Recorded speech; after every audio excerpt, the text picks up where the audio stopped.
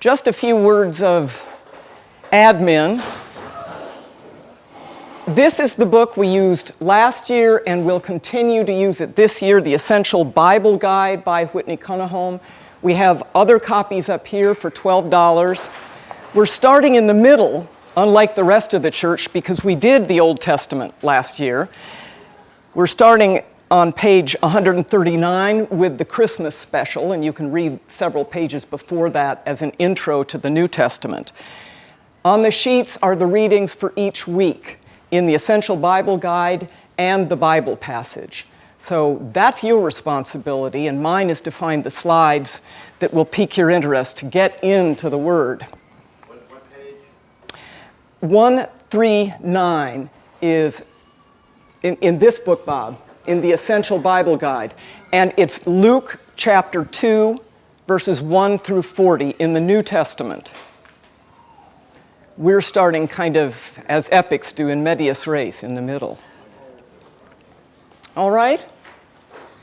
So after class, if you like, you can get those books for $12. So a brief kind of art history introduction. Christianity is quite different, unique in its heritage in the world of art. The other two great monotheistic religions, Islam and Judaism, had a very strict interpretation of the second commandment. Thou shalt not create an image or an idol. You shalt not bow down to worship it. And idolatry had been a problem in the ancient world. It was a problem amongst the Israelites, who ended up worshiping the golden calf.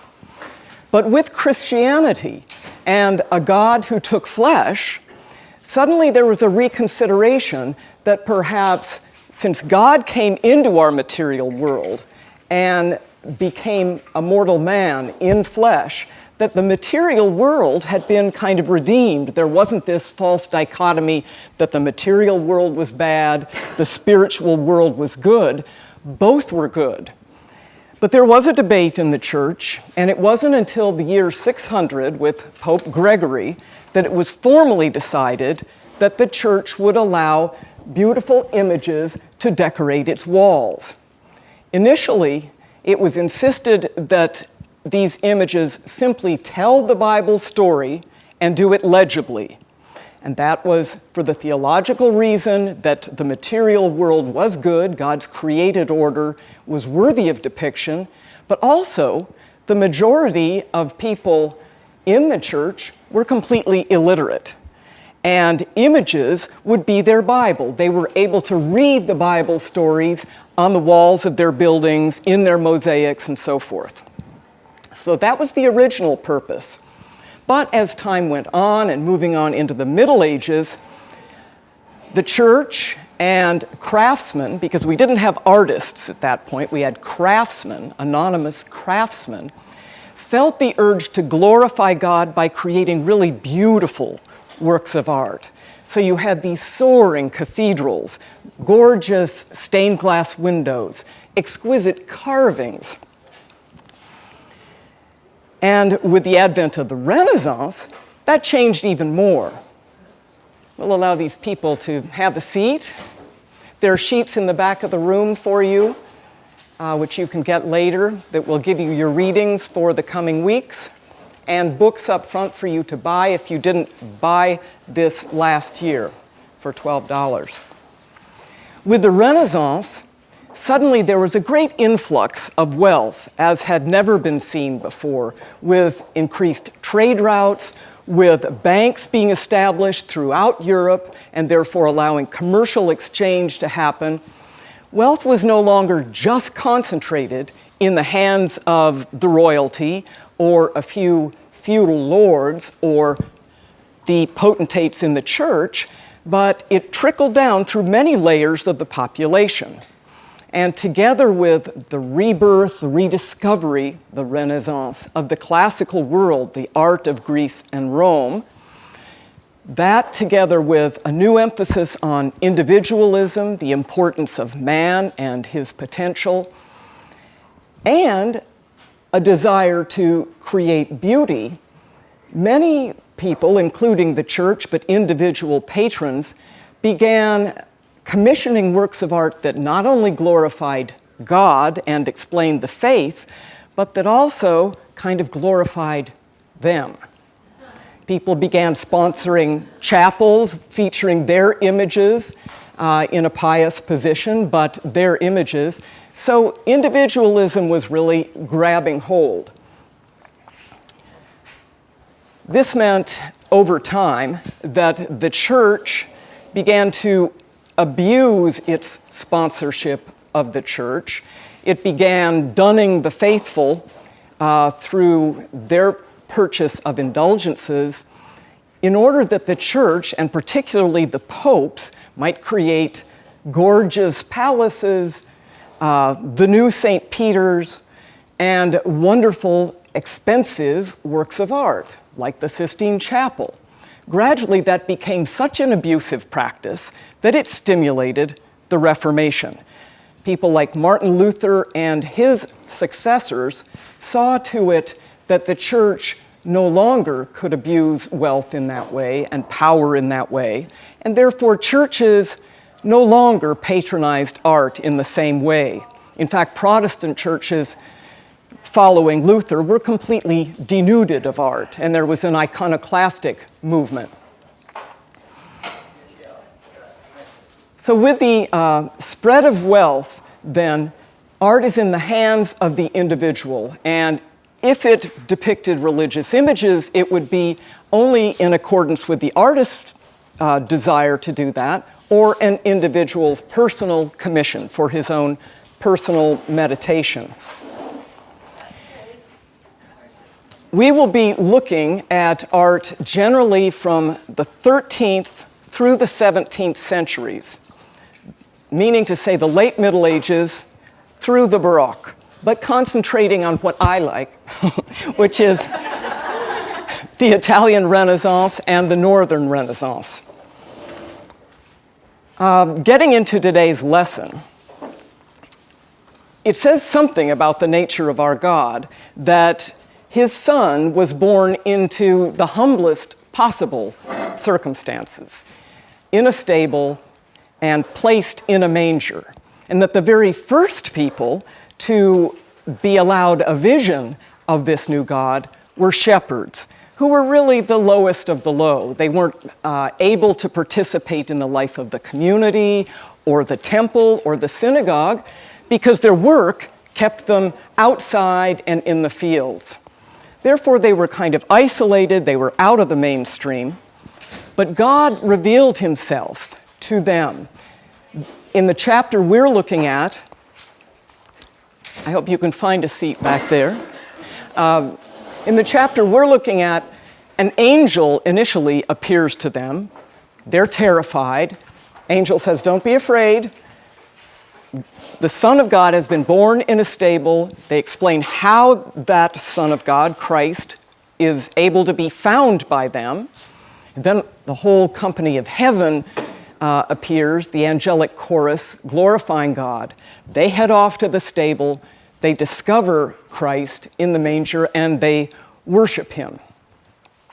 Now, I can't quite imagine what it was like for the shepherds, this particular experience, but I imagine they never forgot it. It's the kind of thing that you don't just consign to the oblivion of your mind.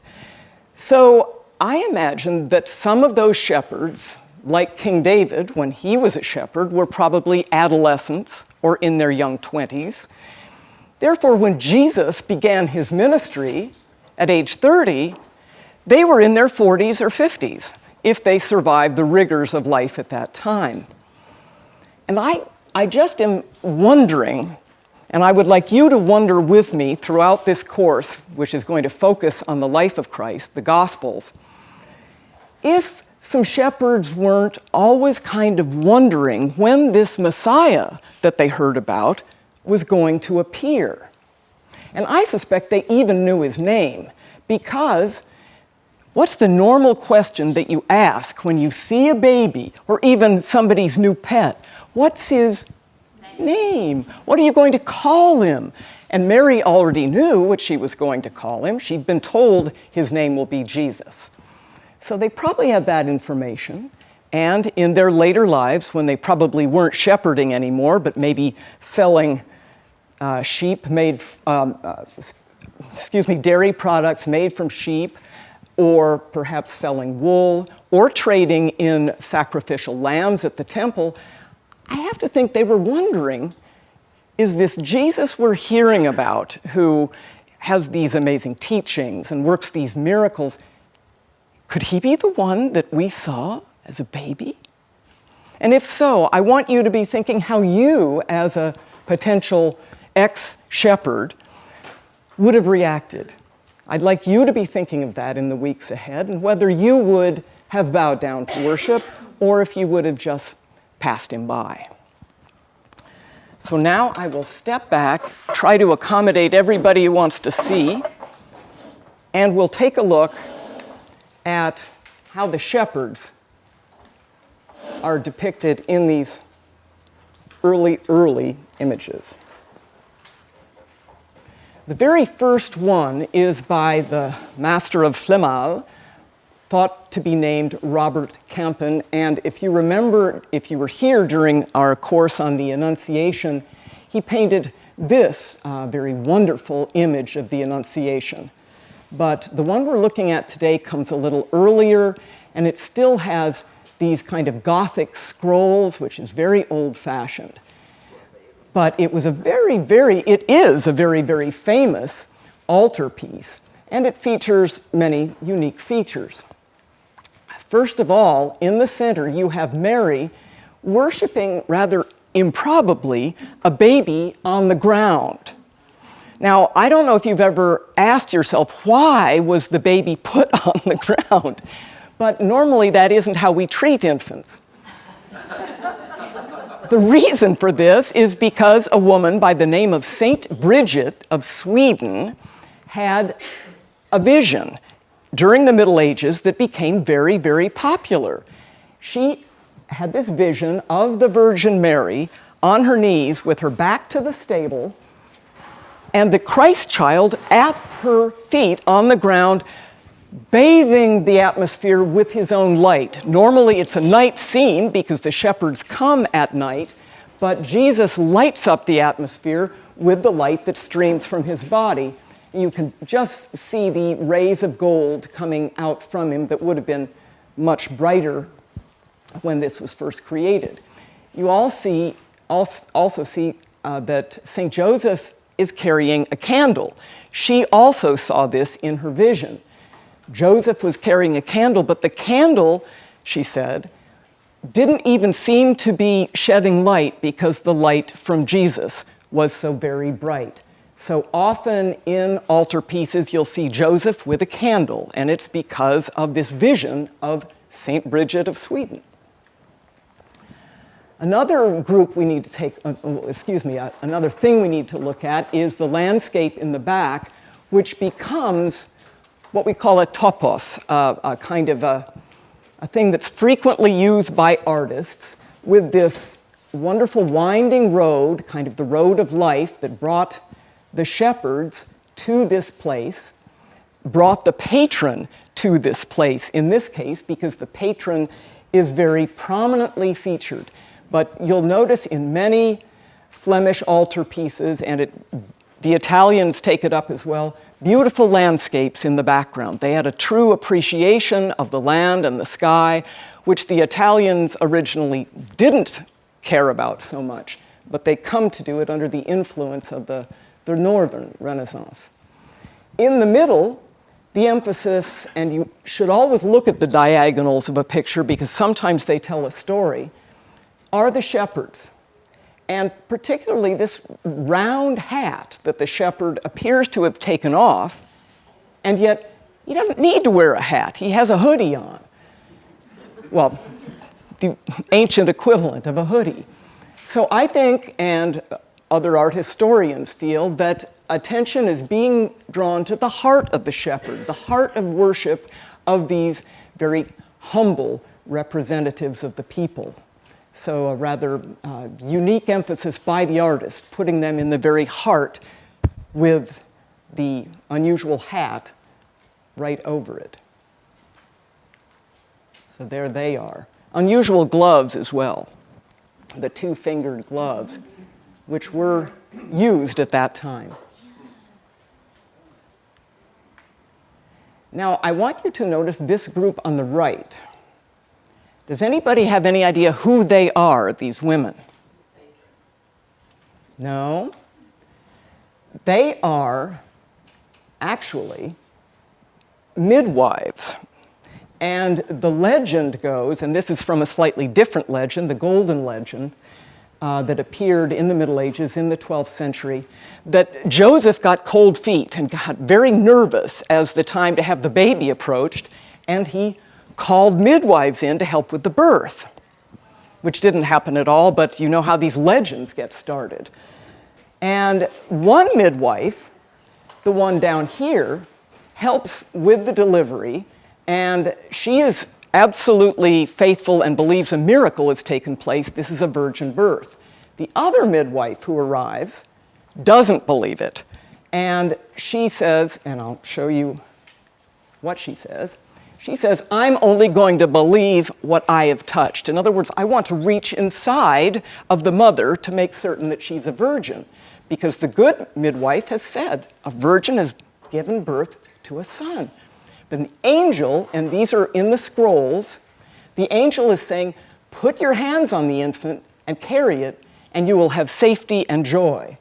And indeed, her hand that was paralyzed, that had reached forward to try to prove that Mary was a virgin, paralyzed, was then healed when she took the baby Jesus in her arms. So this is the legend of the incredulous midwife, who kind of is a forerunner of Thomas, doubting Thomas, who had to put his finger in the side of Christ. So there you have a very early, very wonderful altarpiece that is then copied and imitated by many, many followers.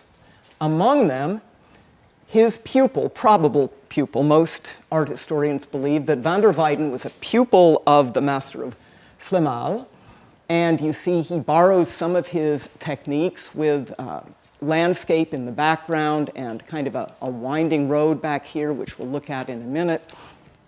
We move in a little closer.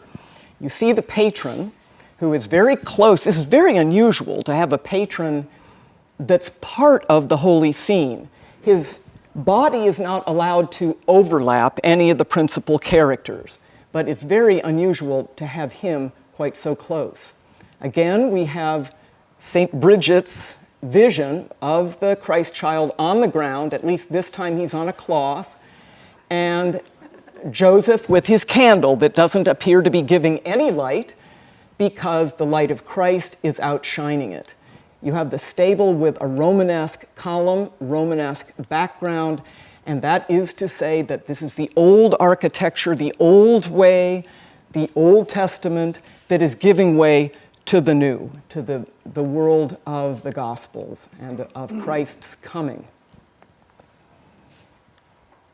On the left-hand side, this is not a donor. This is, again, a legend involving the Emperor Augustus, who, it was said, again in the Golden Legend, was given a vision by the Sibyl of Tibur that Mary and her son Jesus would appear in the sky in an altar before his eyes. And he is seen here with a censer, with incense, and the smoke is curling up from it, worshiping the Christ child.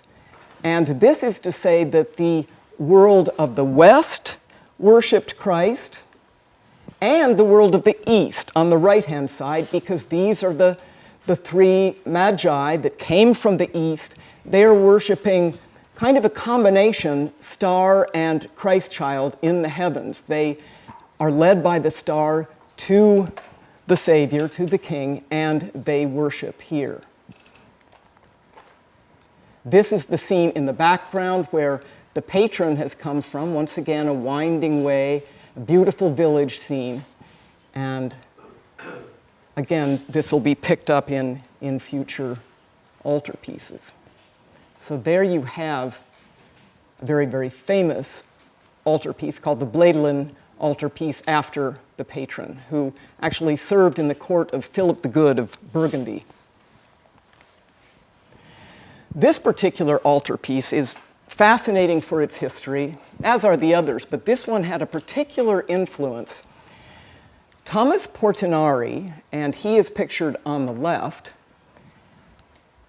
This is his patron saint, St. Thomas, and Thomas Portinari, Tommaso, is down here with his two sons. One of them has his patron saint Anthony here. This is young Anthony. Little Pigello doesn't have his patron saint for whatever reason. We see back here Mary and Joseph coming on with the ass. But Tommaso Portinari was a very wealthy banker in the town of Bruges. He was Italian, but he was part of the Medici Bank in Bruges and very much involved with the Medici family. This is his wife, Maria, and daughter Marguerite, and their patron saint. This is Saint Margaret, who was supposedly tortured and swallowed by a dragon, but she used her crucifix to beat her way out of the dragon, and so here's the dragon defeated down at her feet. And this is Saint Mary Magdalene, who's always featured, or usually with her alabaster jar of ointment. But at any rate, Portinari wanted to be remembered in Florence while he was away, so he commissioned this altarpiece with the Nativity at its center to be placed in Santa Maria Nuovo in Florence, in his own private chapel, but it would be visible and was looked at by many, many Italian artists. And it was astonishing to the Italians, who, unless they had gone north to see altarpieces in the north, and they probably had not, this was among their first exposures to northern painting, which was much more realistic and detailed than they were accustomed to. It also featured the use of oil paints, and they were just beginning to hear about those and use them. If we move in a little closer, we're going to take a look at this perfect little still life here. Since it's an altarpiece, it's where the faithful come to take Holy Communion. And indeed, you have the grain, which becomes the bread, Jesus being the bread of life, his body broken for us, and the grapes here.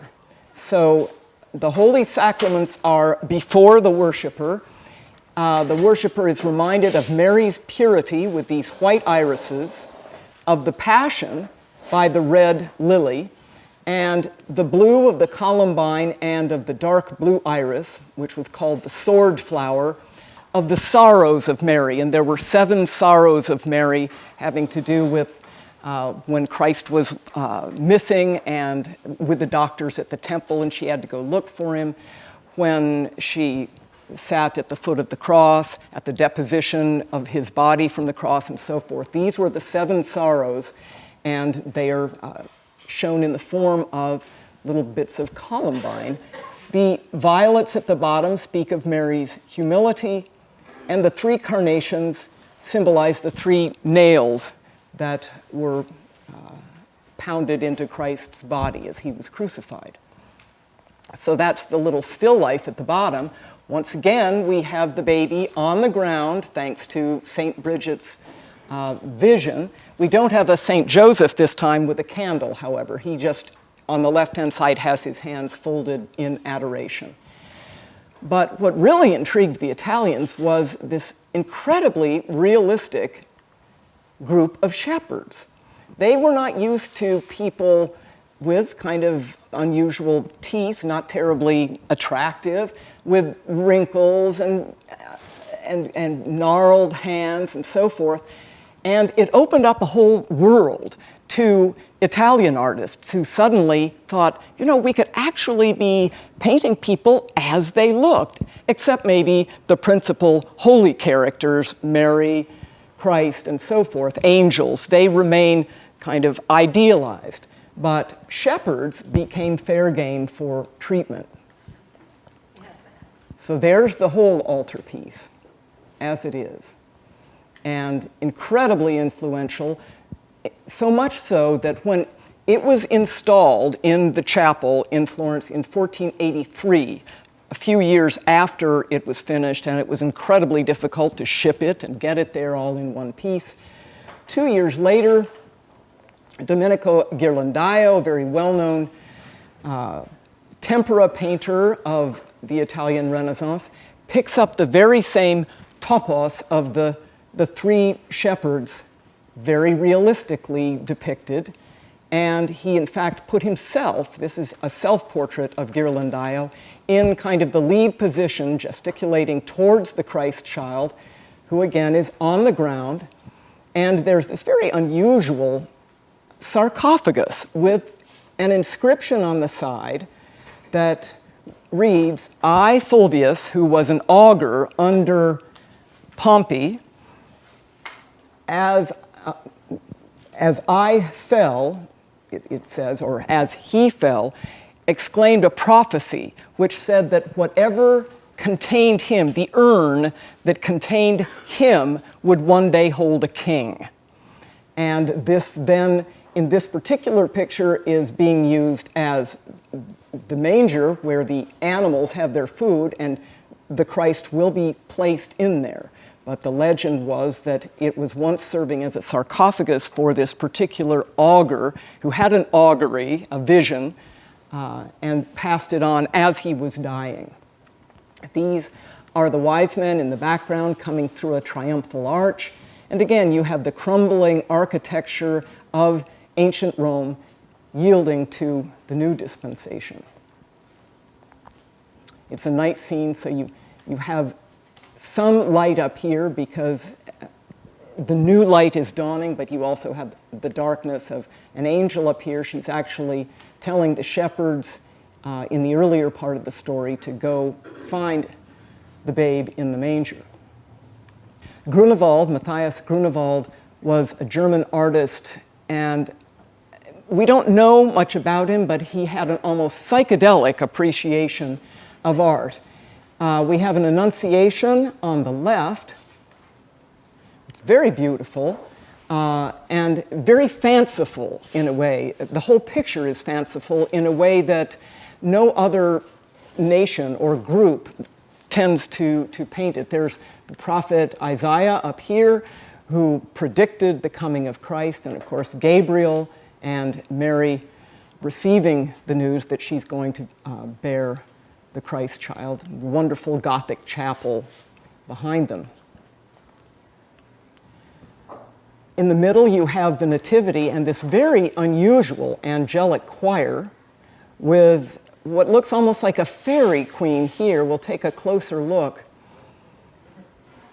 And people wondered who this woman might be, but I happen to think, and a number of art historians agree, that it's the celestial Mary, Mary when she, at least in the Catholic tradition, is taken to heaven and has her life there as the Queen of Heaven. And I say that because down here at her feet is that famous vase that we saw again and again during the Annunciation, which is her sign. The glass vase that shows water transparent through it and the light piercing it and going through it, symbolizing her pregnancy, her insemination by the Holy Spirit, she being the pure vessel. So I think it's probably a vision of Mary as celestial queen. Then you have these wonderfully fanciful angels in all different kinds of incarnations, because angels at that time were thought to have different ranks, and so they're shown in different garbs and guises. But in their midst is this very strange one who's covered in dark feathers, and he is not allowed to look at what's going on, at what all the others are looking at. And can you postulate who that might be?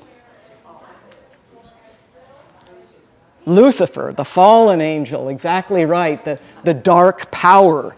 And so he's not allowed to see what's going on, and in fact he plays his instrument in a backwards fashion, showing that he is completely out of sync. But for some reason he is allowed to be in this chorus.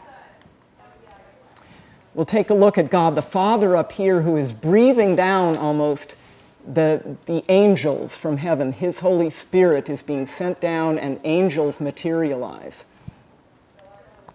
And a wonderful, very tender scene of a reasonably realistic mother and child. He's playing with what appears to be a rosary. A very, very tender scene. So that is the Nativity, the usual things that we saw in the Annunciation, the cloths indicating ritual washing and purity, basin and so forth. Those things are absolutely traditional.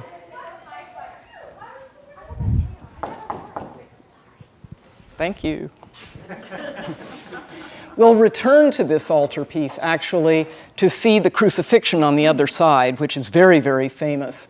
And it's huge. The whole thing it must be about 20 feet long, and definitely worth the detour if you happen to be in that part of the world. This is moving on to the presentation in the temple. Christ, after 40 days, is presented to the priest. The priest here is in the background. And actually, that's Jacopo Bellini, and his son is going to feature in the next one we see. Andrea Mantegna, who is pictured here, married into the Bellini family, one of the great artistic families of this time, and his fiancée is over here. This is, of course, Mary, and, this is the priest, and this is Joseph. I mixed those up. The priest in his holy vestments, and Joseph looking on, but really Jacopo Bellini, and the child. We'll see how Bellini, who becomes Mantegna's brother-in-law, responds to him in the very same year. Very, very similar picture with two added people. One is a Saint Anne, the mother of Mary, right here, and the other is himself, Giovanni Bellini, one of the greatest artists of the Renaissance. And here is Andrea Mantegna and the woman he marries, the Bellini, and Joseph here with the priest and Mary. But you can see the difference in the two styles. This is almost like a carving. Mantegna was in the studio of a man by the name of Squarcione, who was an antique collector of sculpture and carved monuments, and his painting is often like that, often like carving, and he loves to create the illusion of stone. Bellini loves light, and his work is characterized by the light that bathes Venice, where he is from. So very different aesthetic, and it's to me fascinating that they responded to one another that way. And finally, a totally different take on the presentation in the temple. This is Simeon, who receives the child and predicts to Mary about the greatness of Christ, but also that a sword will pierce her side also, meaning that the baby will grow to be a man and will suffer and die on the cross for us. This is Hannah, the holy woman, who also recognized Jesus when he was presented in the temple. But a very humble scene, much more denuded than we've been seeing in the Northern School, but very early in Rembrandt's career. And many of these artists we'll see again in the weeks ahead. Next week, we're going to be looking at John the Baptist, and you have your readings for that indicated. If you haven't picked up a sheet in the back of the room, do so. And the books are for sale up here. Jane, are you in charge of that? Yes, I have change.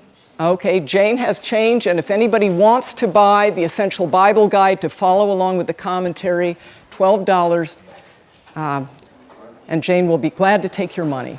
Thank you.